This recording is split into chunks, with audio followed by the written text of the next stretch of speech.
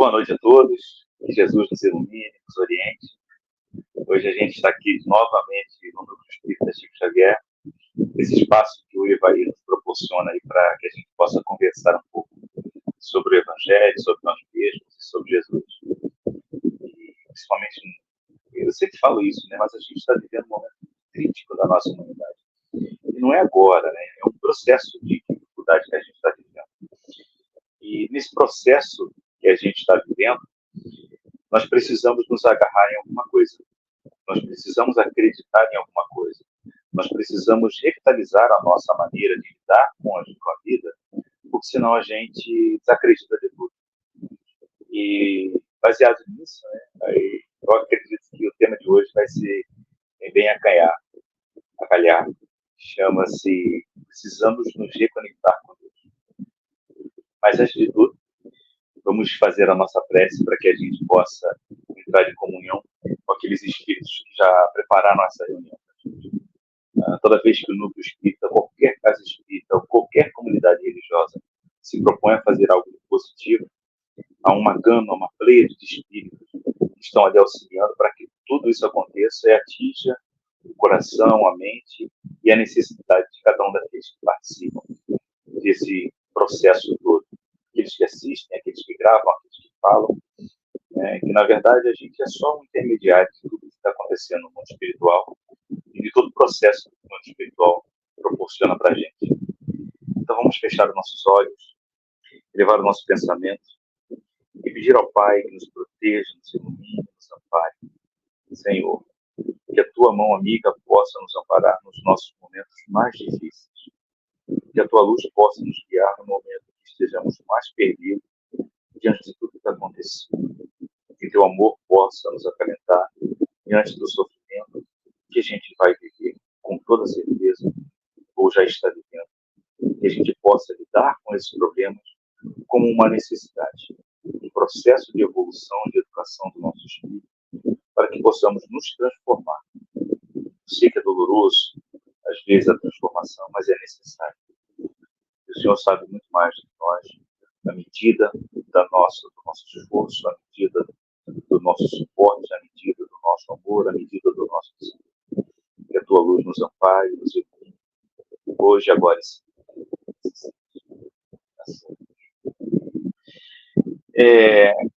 Esse tema eu gosto muito dele, sabe? Porque é um tema que nos leva a refletir um pouco sobre a nossa função aqui na Terra. Porque tem um matemático, um filósofo, um matemático que tem mais alguma habilidade que eu não me lembro muito bem, que se chama Blaise Pascal. Ele escreveu um livro Pensamentos, tem um livro chamado Pensamentos, que tem uma argumentação filosófica que ele diz assim, que essa argumentação filosófica chama-se Aposta de Pascal. Ele diz o seguinte, que é muito mais proveitoso para o homem acreditar na existência de Deus do que não acreditar nela. A humanidade ganha muito mais acreditando na existência de Deus do que simplesmente não acreditando nela. Mesmo que ele não exista, é melhor para a humanidade acreditar em Deus do que não acreditar nele. E é muito interessante porque, como é que eu posso dizer? É muito interessante quando a gente vê isso de uma forma mais ampla, a gente percebe que é verdade essa frase de Pascal. É verdade essa argumentação de Pascal. É uma argumentação longa. Ele vai discorrendo sobre ela e é muito interessante. Mas ela é verdadeira porque, à medida que a gente se torna melhor, nós somos uma célula importante da sociedade. Nós tornamos a nossa vida familiar melhor. Nós tornamos a nossa sociedade melhor. Porque a gente vai ajudando vizinhos, a gente vai contaminando pessoas que vão, e não são muitas, tá? Não vão achar que a gente vai mudar de procedimento, de comportamento, e a gente vai sair mudando a humanidade. Longe disso. Teve um tal de Jesus que fez esse negócio e não conseguiu. Levou 2000 anos para que a gente pudesse compreender o que ele estava falando. Imagine um picareta do Assis. Então, o que o mais o que a gente consegue fazer é mudar e esclarecer, orientar os nossos filhos, os nossos amigos, aqueles que estão à nossa volta. Né? Isso é muito legal, porque a humanidade vai, como se fosse uma corrente do bem, vai mudando e acaba que se cada cidadão fizer a sua parte nesse processo de evolução, a humanidade muda rapidinho. Não demora, porque a gente começa a guardar impressões dos outros em nós, e nós começamos a transferir impressões nossas para as outras pessoas. A gente evolui em comunidade.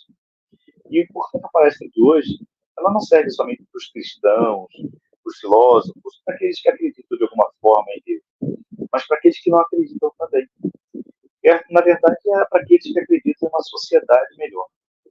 Porque o que mais a gente escuta é que a sociedade a sociedade está em ruínas. Quando a gente olha para o mundo, nós falimos enquanto sociedade. Se a gente der uma olhada assim, no jornal, nos comentários das redes sociais, se a gente for olhar na nossa vida do cotidiano, a gente vai falar assim, acabou. É só esperar o cometa cair, destruir isso aqui, porque a gente já está acabado. A gente só não sabe disso. Mas quando a gente faz uma avaliação mais segura, mais concreta, quando a gente coloca uma lupa diferente, um óculos diferente, eu gosto de falar em garupa, um novo óculos, quando a gente olha, a gente fala assim, será que isso é verdade mesmo? Porque a maioria das pessoas que eu conheço ou são boas ou não tem nenhuma propensão ao mal. Que é coisa diferente, tá? Ser boa e não ter propensão ao mal. A maioria. É muito raro você encontrar dentro de uma comunidade de conhecidos alguém que esteja propenso ao mal, que faz maldade só por vontade. Porque parece estranho, então, né? Como é que uma comunidade, se a gente faz essa avaliação, a gente fala assim, como é que uma comunidade onde tem um monte de pessoas boas consegue produzir tanto mal? Como é que uma comunidade que tem poucas pessoas propensas ao mal consegue produzir tanta maldade? Porque ela não é de hoje. Desde que eu me entendo por gente, eu vejo sempre campanhas para ajudar os necessitados da África. E eu tenho 50 e muitos anos e eles continuam fazendo campanha para ajudar não sei quantas pessoas da África. Que o Haiti passa por determinado problema. O Chico Buarque fez uma música, olhe para o Haiti, não sei o que do Haiti. Quanto tempo se passou? E eles continuam da mesma forma. Nada mudou. As favelas só aumentaram, as comunidades só aumentaram. O nível de violência parece que aumentou em todas as cidades. As pessoas estão se drogando, as pessoas estão se prostituindo, as pessoas estão se desorientando voluntariamente. Como é que pode, em uma sociedade em que tem a maioria de pessoas boas ou menos propensas ao mal, produzir tanto mal? Quando a gente sai na rua e a gente olha com essa nova lupa, a gente vai perceber que isso não é uma verdade absoluta. É uma verdade muito da relativa. Porque quando eu saio de manhã para levar as minhas filhas na escola, o que eu vejo são pessoas fazendo a mesmíssima coisa, em sua grande maioria. Param no sinalzinho, na faixa de pedestre, para que as crianças atravessem ou alguém atravesse. Estou falando de Vila Velha, moro em Vila Velha. Né? Estou falando do Rio de Janeiro, não. Estou falando de Vila Velha. Rio de Janeiro, eles esquecem até que tem faixa. Mas quando eu morava em Teresópolis, era a mesmíssima coisa. As pessoas paravam. Nós vemos as igrejas fazendo, promovendo maneiras de arrecadar dinheiro para que possa ajudar aqueles que mais necessitam.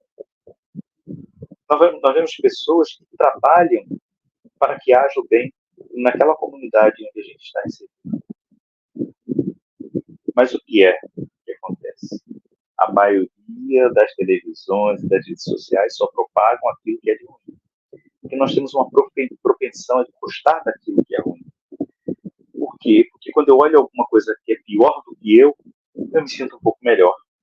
A gente não consegue ainda se lidar com as nossas emoções, com as nossas dificuldades, com as nossas dores. Mas, na verdade, é que tudo que acontece à nossa volta está propensa ao bem. E você fala assim, você mora num lugar bom. Eu moro num lugar muito ruim. E não é assim. Eu morei num lugar muito ruim. E era assim também. Tinha bandidagem, tinha aqueles que se dedicavam ao crime, mas a grande maioria que estava ali estava preocupado com o vizinho, de levar um pouco de comida para o vizinho que não teve, de carregar um botijão de gás, de pegar um botijão de gás no vizinho. Quando alguém não tinha alguma coisa, a família se arrumava, se ajustava, entregava para que ele pudesse sobreviver aquele restinho de mês. O salário estava mais curto, o mês estava mais curto. As pessoas se reuniam para fazer evangelho na casa, evangelho, né? Rodízio na casa das pessoas. Mas isso era comunicado? Isso era propagado? Claro que não. Porque isso não dá ibope. Porque isso não dá nenhuma plateia. Na verdade, a gente ainda fica cozinhando alguma coisa que é pro mal. Né? É aquilo que eu sempre digo, né? Se alguém disser aqui, puxa, como o Ivair é bom. Que homem bom, maravilhoso, tem um trabalho excelente na Casa Espírita, lá no Núcleo Espírita Chico Xavier, corre daqui e dali para arrumar alguém para falar nas lives que a casa proporciona. Há um trabalho de reajuste e de tentativa de auxílio às pessoas da comunidade mais carente. Todo mundo fica quietinho. Mas se aparece um cidadão e fala, o Evair estava fazendo uma bandalha, todo dia ele faz bandalha ali quando ele sai da casa espírita. O fulaninho ainda comete alguma coisa que no dia no restaurante eu vi ele falando mal com um garçom. Qual é a nossa primeira reação? Qual é a primeira reação? Não falei? Ele não é tão bonzinho assim. Desconsiderou todo o bem que o caboclo faz. E guardou somente aquela situação. E a gente diz, caramba, ele é ruim, né? Parece que ele era bom, mas ele não é, não. Ele é um caboclo muito, muito estranho. Nem merecia estar aqui. A gente começa já a fazer conjecturas. Por quê? Porque a gente está muito propenso a acreditar naquilo que é ruim. E aí a gente tem um campo aberto para o negócio que os filósofos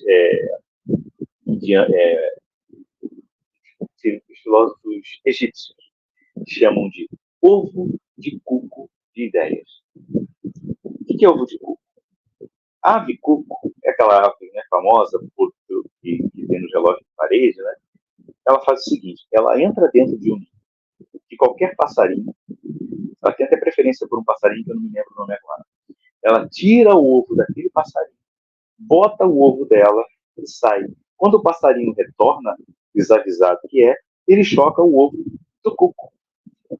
E né, gera aquele filhote como se fosse dele.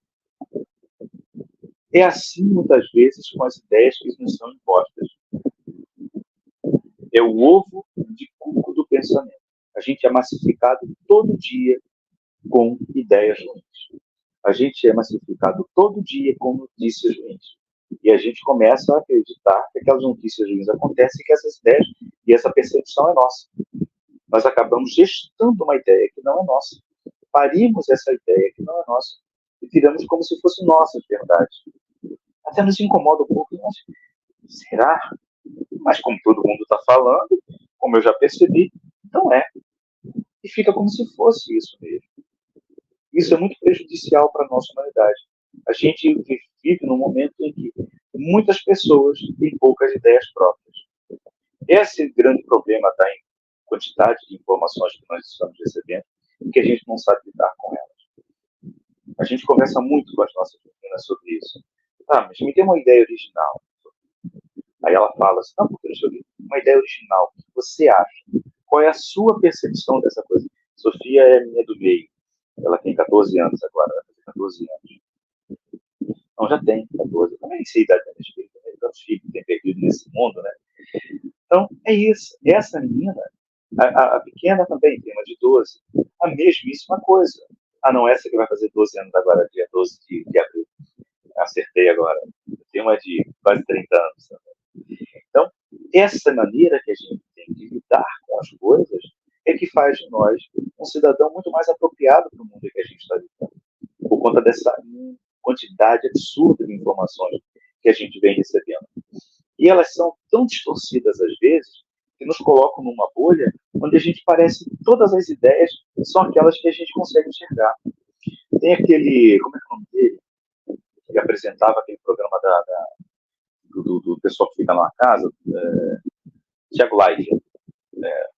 Tiago Leifert. Ele disse, certa vez, numa dessas entrevistas, podcast da vida, ele disse, uma vez eu falei alguma besteira no programa, em algum lugar, ou numa entrevista, recortaram um pedaço daquilo que eu tinha falado e publicaram como se eu tivesse dito isso. E aquele monte de haters começaram a vir dentro do meu Instagram, das minhas redes sociais, e com xingamentos. Os haters não são aqueles que fazem críticas positivas, né? Eles fazem questão de trazer uma carga muito grande de maldade, de negatividade. Então, eles descarregam isso para vocês, querem te destruir de todas as maneiras. Ao ponto de ele falar assim, eu fiquei todos os dias sem sair de casa. Era muita gente falando isso. Meu medo era sair na rua e ser linchado. Meu medo era sair na rua e ser interpelado por alguém e não saber o que responder. Será que as pessoas vão acreditar? Vão acreditar no que eu estou falando? Porque já está todo mundo sabendo. Então, estão sabendo de algo que é equivocado, que publicaram uma história equivocada sobre mim. 2 dias se passam e você quer saber? Eu vou encarar esse povo. E quando alguém me perguntar, eu vou tentar explicar. Se não quiser entender, que não entenda. E ele saiu na rua. Ele falou assim, fiquei impressionado com o que aconteceu. Ninguém me interpelou sobre a notícia que eu achava que estava todo mundo sabendo. Para dizer que não, um dia andando na praia, alguém falou sobre esse assunto e assim, sem nenhum tipo de agressão.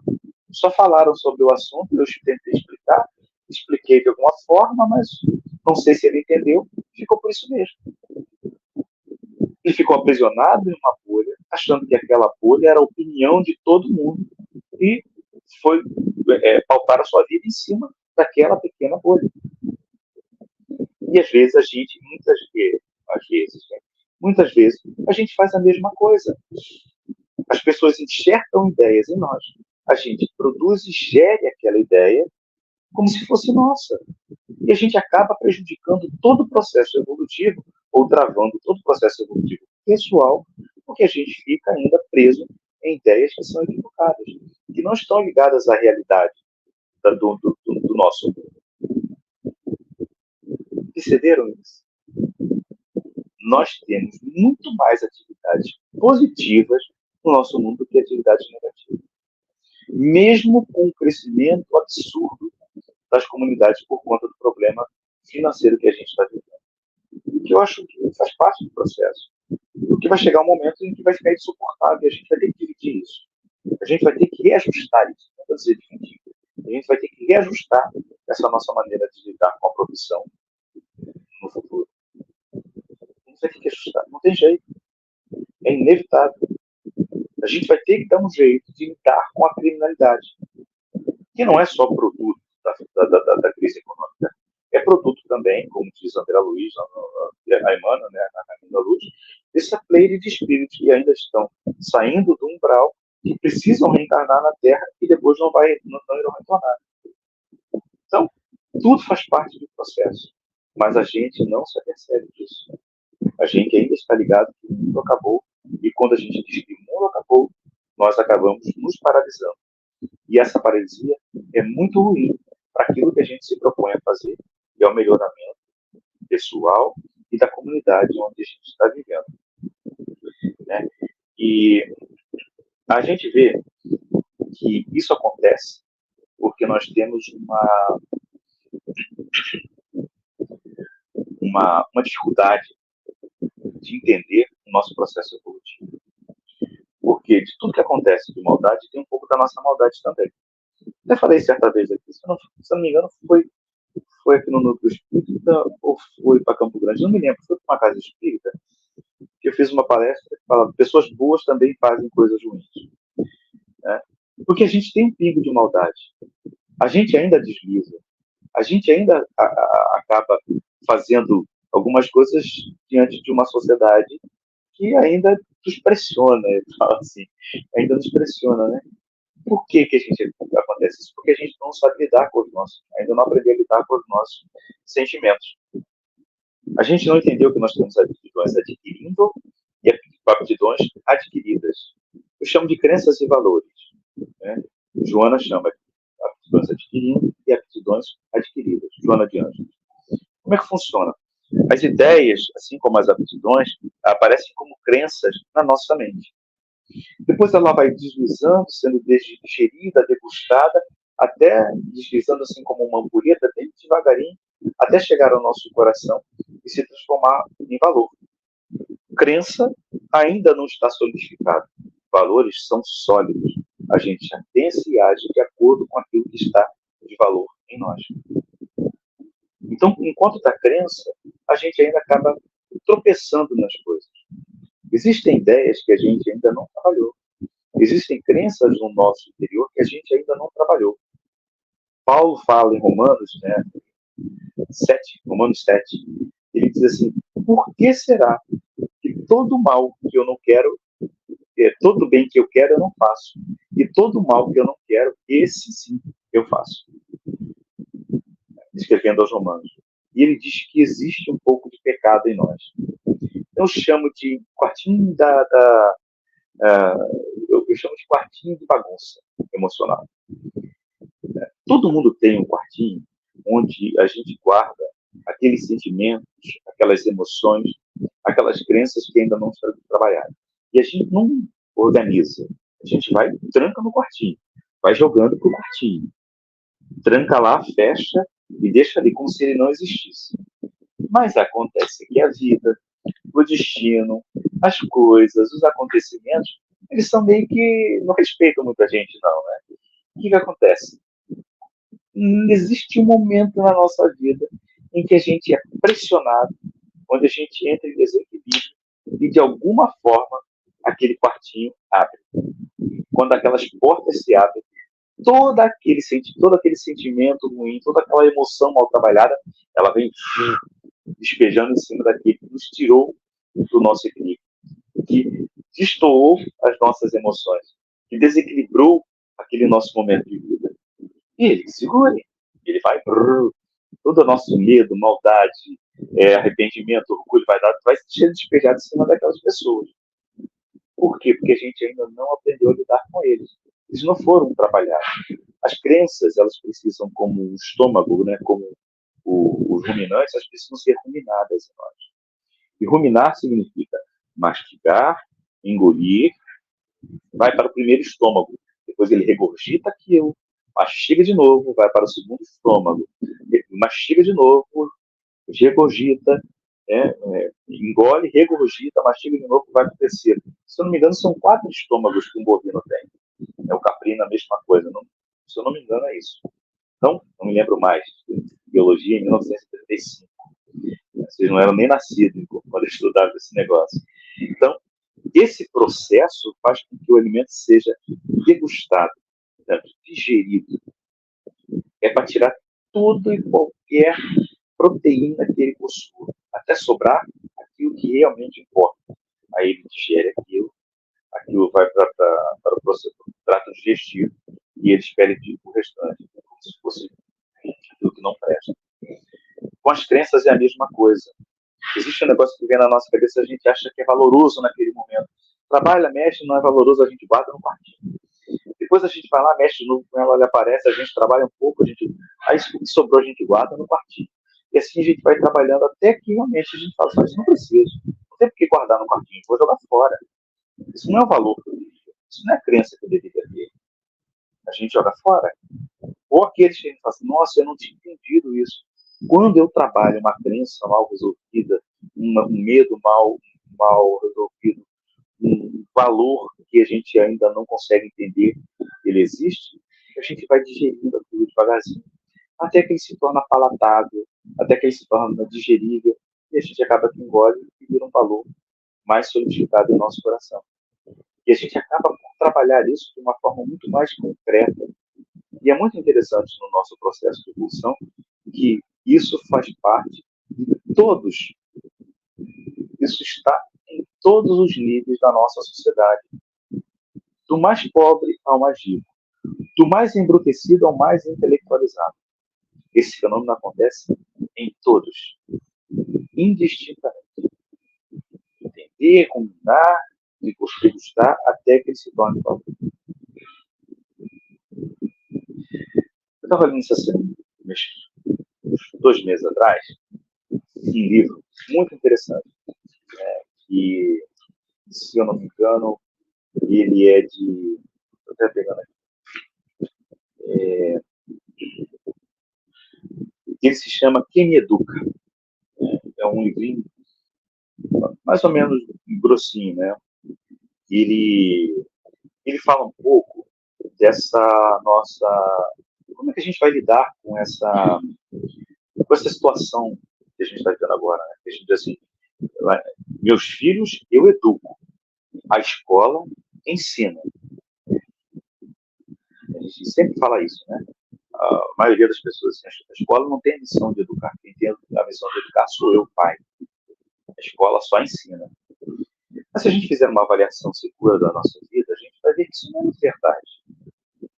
A gente cria, como família, como pais, a gente cria alguns valores que os filhos vão se nortear para adquirir as suas experiências no futuro. Mas a escola educa, o trabalho educa, as dores educam, as falhas, os acertos, as conquistas, tudo faz parte do nosso processo educativo. Ela não está restrita aos pais. É duro falar isso. Eu falo, não, eu educo meu filho, eu eduquei meu filho. Não educou. Você deu para ele uma base para que ele possa nortear todas as suas experiências. Quem vai educar o seu filho é a vida. Quem nos educou foi a nossa vida. A gente guarda valores muito bem guardados dos nossos pais, dos nossos avós, mas no âmbito de experiência que a gente tem, a maioria das coisas, o grande número delas, estão ligadas ao nosso processo de experimentação. E a gente experimenta coisas boas e coisas ruins em casa. A gente acha que, como pai, a gente tem todo o poder do mundo. Os filhos vão nos escutar sempre. Até que um dia, você fala para uma filha, assim, falando para ela, né? Olha, está recém-casada agora e tal. Procure não ter filhos no começo do casamento, porque vai ser muito ruim, né? Aproveita um pouco.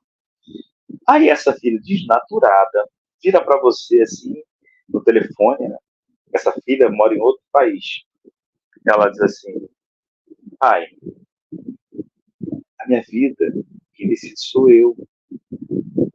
Quem determina quando eu posso ter filho, quando eu vou ter filho, sou eu. Você já fez o seu papel. Agora é a minha vez de experimentar. Ela abriu o quartinho naquele momento. Não abre? Vocês não acham que abre? Abre o quartinho, né? A bagunça vai, cai em cima, você fala assim, não, eu vou engolir a seca. Você pega a vassourinha, varre, bota tudo de novo no quartinho, fecha a porta, sai andando pelo corredor e vai embora. Mas é a mais pura verdade. Chega uma idade em que só fica o valor que nós passamos para os nossos filhos. O resto, as experiências que eles vão viver é que vão determinar o seu nível de aprendizado. O que eles vão absorver dessas experiências é que vão determinar o seu nível de aprendizado. Por quê? Porque não é só pai e mãe que educam. A vida nos educa e, às vezes, na verdade, às vezes sempre com muito mais dureza. Por isso é bom escutar pai e mãe. Nem sempre eles acertam, mas é o que eles podem fazer de melhor. Nenhum pai quer prejudicar o filho. A maioria das vezes. Eles querem o melhor para o filho. A gente faz o que pode, a gente faz o que pode. E isso é muito importante que a gente compreenda. Eu estava conversando com um sobrinho meu sobrinho por parentesco, né? Sobre isso, né? Assim, Assis, eu mudei muito depois que tive filho. Eu era meio irresponsável, as coisas um pouco egoísta, e depois que eu tive filho, e eu olhava para aquele garoto, assim, que eu conheci, muito introspectivo, muito egoísta, muito guardado nas suas coisas, e de repente ele estava cuidando do filho como se fosse uma cria maravilhosa. E ele levantava, ele fazia comida, ele colocava comida. Ele, depois que o garoto estava em paz, ele ia fazer as coisas dele. A gente foi à praia, ele levou o garoto à praia, cuidou do garoto. Assim, assim. Eu falei assim, mas me parece aquele cidadãozinho encrenqueiro que tinha quando era mais novo. Por quê? Porque ele viveu suas próprias experiências. Não significa que essa menina que eu falei para vocês tem que ter filho agora, não, tá? Tem que esperar. Mas eu estou dizendo que isso faz parte do nosso processo de crescimento, de educação. Aptidões adquirindo e aptidões adquiridas. A gente vai adquirindo aptidões e experiências ao longo de nossa existência. Quando a gente se dá conta disso, a nossa vida se torna muito mais palatável, muito mais tranquila. A gente não se cobra tanto, porque a gente vai ter um pouco mais de misericórdia conosco mesmo, assim como a gente deve ter com o outro. Perdoai 70 vezes, 7 vezes, disse Jesus. Ao outro e a nós mesmos, porque nós vamos errar. Esse quartinho da bagunça ainda vai estar cheio, até que a gente reencarne mais de uma vez. Como disse Kardec, né? Nascer, viver, morrer, renascer e progredir sempre. Tal é a lei. Nesse processo de educação, nesse planeta que a gente chama de Terra, e miríades de outros morados na casa do meu pai, a gente ainda vai guardar um pouquinho de bagunça no nosso quartinho. Até chegar um momento que a gente vai abrir o quarto e ele vai estar limpinho. E aí é a hora de colocar coisas boas, a organizar, em cima de prateleiras, sentimentos bons, emoções boas, boas lembranças. Pronto. E aí as pessoas podem falar o que quiserem, elas podem fazer o que quiserem. Quando o cartinho se abrir, não vai ter bagunça para derrubar sobre elas. Isso é muito interessante. Quando a gente chegar a esse nível, não estou dizendo que eu estou, meu quartinho de bagunça está bem entulhado, eu tenho que até dar uma olhada nele, dar uma arrumada, né? Mas vai chegar um momento em que a porta vai se abrir e não vai ter bagunça para ser despejada em ninguém. Como é que a gente faz isso? Como é que esse processo acontece? Jesus fala que não se põe remendo novo em pano velho. Não se põe remendo novo em pano velho. O que a gente pode entender disso? Que dentro de uma mesma realidade ocorrem variações de natureza semelhante, né, mas de intensidades diferentes. Traduzindo isso melhor, dentro de uma mesma realidade, dentro de uma mesma condição, nós temos variações do mesmo assunto. Né? Eu gosto muito da professora Lucilena Galvão, tive aula com ela, estudei com ela, eu tive esse prazer de ter umas aulas com ela. E ela diz assim, ela dá um exemplo da temperatura. Existe quente e frio. Eu não posso sair do quente e ir para o macio, porque ela não faz parte da mesma natureza. Assim como nos sentimentos, eu não posso sair da procrastinação para a infelicidade. Não tem. Para a felicidade, não tem. Porque elas não fazem parte do mesmo. A felicidade abrange um público muito maior. Mas eu não posso sair da procrastinação. A única coisa de procrastinação é proatividade. Eu não tenho outro lugar para ir. Eu saio da procrastinação e vou para a proatividade. É só essa trilha que eu tenho que fazer. Quando eu me disponho a andar nesse caminho, fica mais fácil. Eu não fico substituindo sentimentos e emoções.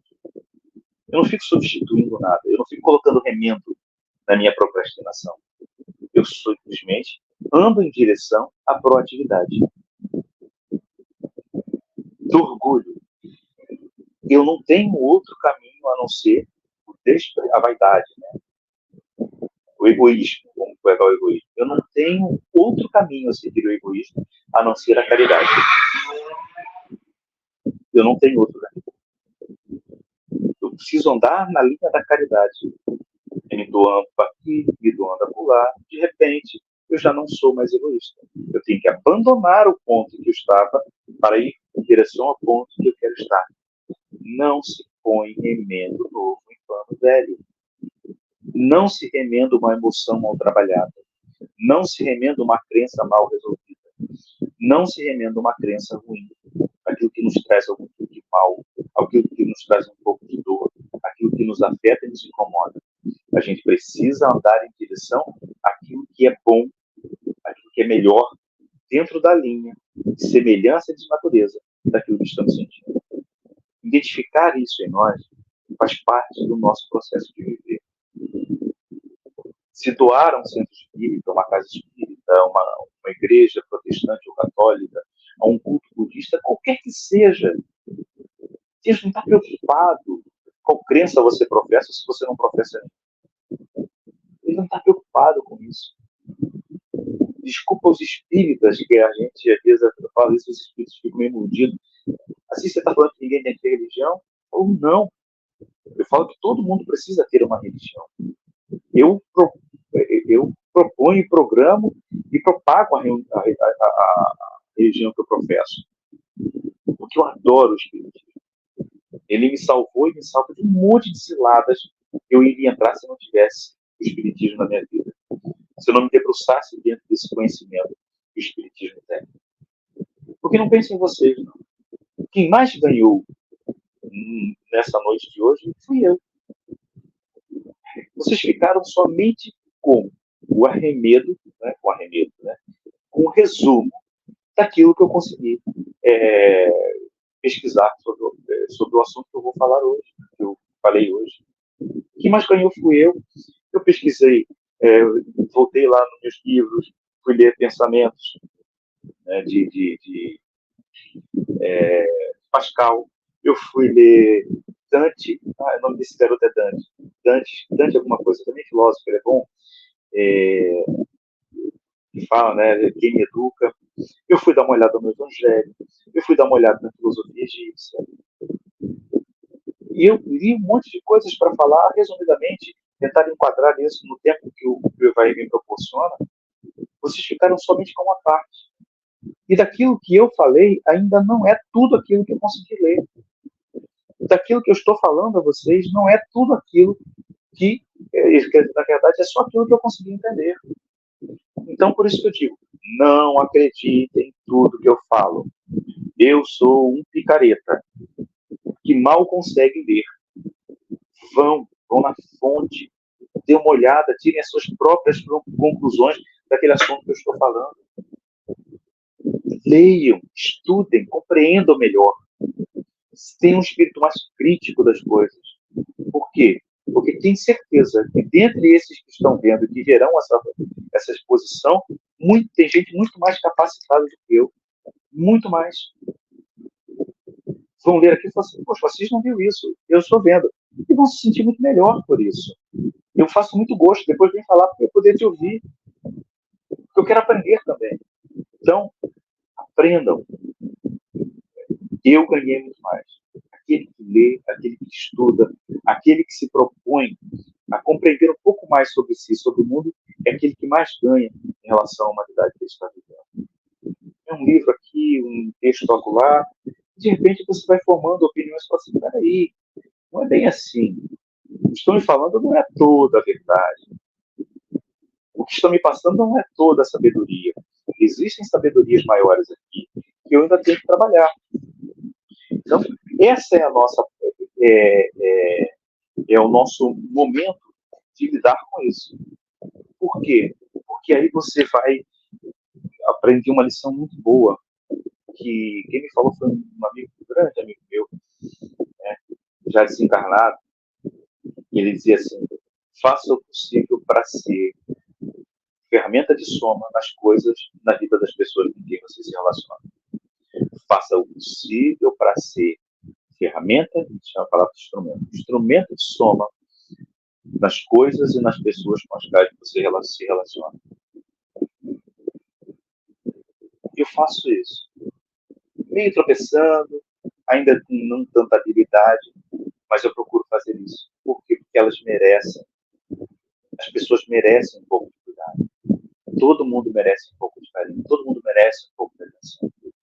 Todo aquele que se aproxima de você merece a sua atenção. Mas ele é um chato, eu sei. Se ele se aproximou de você, é porque ele viu em você a possibilidade de estar bem. Então merece um pouco de atenção. Quando é muito chato, você dá só um pouquinho. Vai dar. Depois fala que vai comprar cigarro. Nem fuma. Você vai comprar cigarro e volta daqui a 15 anos. Mas eles merecem. Todo mundo merece. Toda vez que a gente se aproxima de alguém, a gente tem um pouco de atenção. Toda vez que a gente se aproxima de alguém que tem um pouco mais de sabedoria de nós, a gente tem um pouco de palavra de incentivo, de esclarecimento. Toda vez que a gente se aproxima perto daqueles que a gente ama, a gente tem um pouco de amor de volta. É assim que acontece na nossa vida. Quando a gente faz isso, a gente coloca o amor em movimento. Aí eu volto lá atrás. Se eu não me reconectar comigo mesmo e com tudo aquilo que a humanidade me oferece, eu chamo de Deus. Eu não vou ficar melhor. Quando eu coloco o amor em movimento, eu entro numa vibração, eu entro numa sintonia, eu falo, meu Deus do céu, o que é isso? É maravilhoso, é poderoso. A gente entra em comunhão com a divindade. Já não sou eu quem vive, mas é o Cristo que vive em mim. Eu e o Pai somos um. Lembra dessas frases? Uma dita por Paulo, outra dita por Jesus. Por quê? Porque eles se reconectaram com o que há de maior. Paulo achando que estava conectado com Jesus. Estava. Ele já estava se reconectado com Deus. Jesus, com plena consciência, eu estou conectado com a divindade. Eu e o Pai somos um. Apedrejaram, crucificaram, xingaram, maldizeram.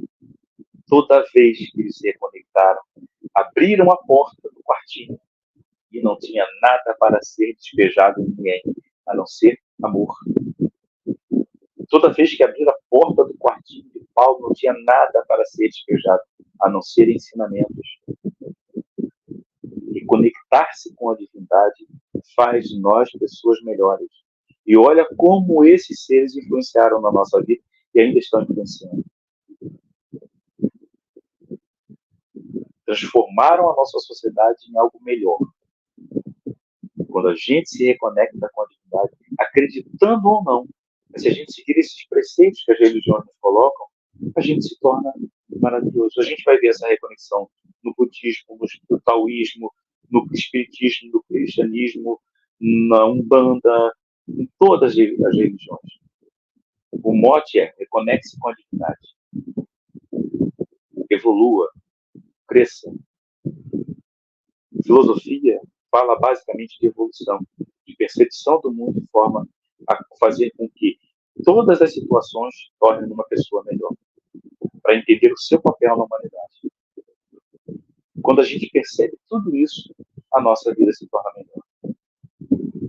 Eu sei que é difícil. Eu não faço tudo o que eu estou falando. Eu sei que não é fácil a gente lidar com os problemas que batem à nossa porta. Mas quando a gente se propõe a fazer dentro daquela linha de natureza, a gente escolhe um programa e vai embora. Não, eu vou tentar ser um espírita melhor. Como é que eu faço?